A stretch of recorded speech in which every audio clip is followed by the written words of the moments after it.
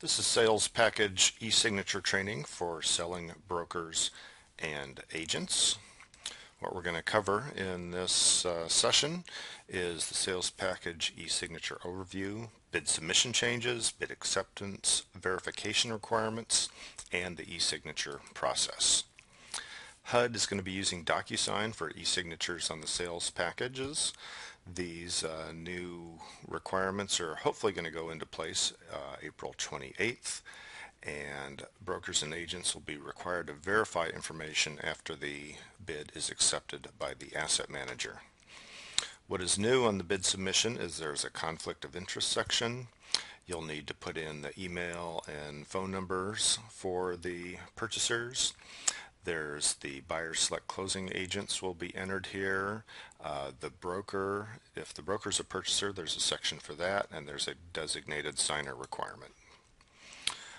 Conflict of interest. The broker agent is required to certify whether the purchasers are affiliated with HUD employees or HUD contractors. If affiliated, you'll have to state whether you're a HUD employee or not, and put in some more information there. Purchaser information has changed. You can now put in up to 4 purchasers. You'll have to put in a phone number and email for each purchaser. The cell phone's a optional field, but I'd suggest you put it in.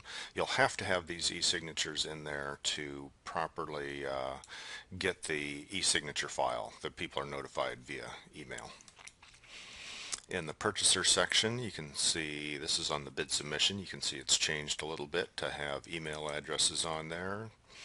The title company, buyer select closing agent, there's a couple of options. When you go to start in the company name, you can choose from an existing company, or if it's a new one, you can manually enter everything.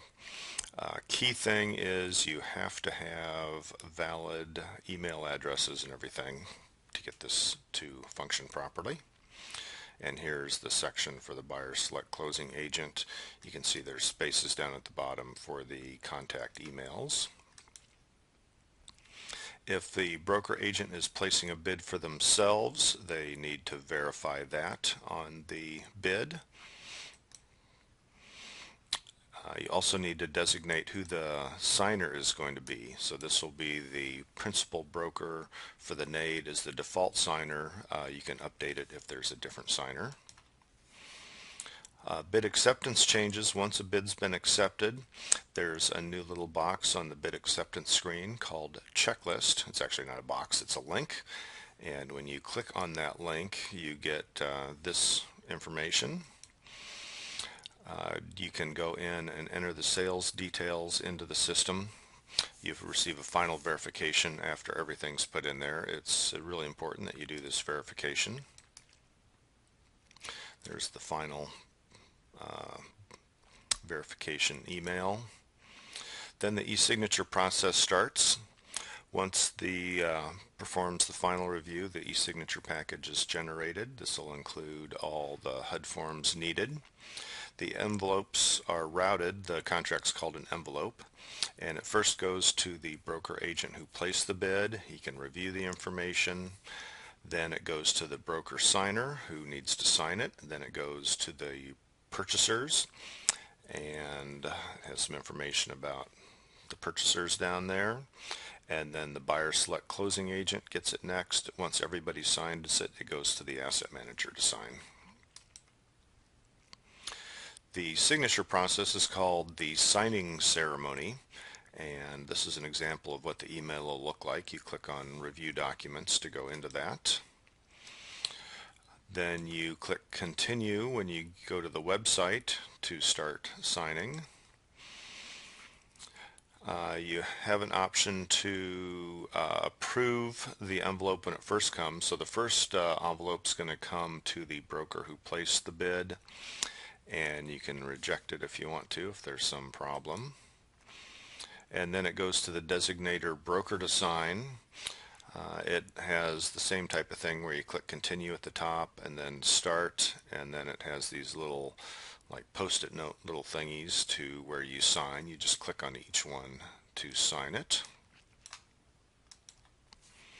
and all the purchasers gets the envelope simultaneously. If the purchaser is an individual, they will get a screen with information pre-populated that was supplied during the bid submission. The purchaser has to put in their date of birth and then next, and then they'll get a series of questions to verify their identity. Here's an example of the questions they'll get. If they can't answer the questions, there will be an option to authorize via their cell phone, so that cell phone number is pretty important when you put in the buyers. And then the purchasers, it's kind of the same deal for signing as it is for everybody. You click continue, and then you click start, and then you click the little post-it notes. And if you have any questions or comments, send them to hudhomestorehelp@yardi.com. Please include e-signature in the subject line. And after May 1st, these questions should be routed to the asset manager.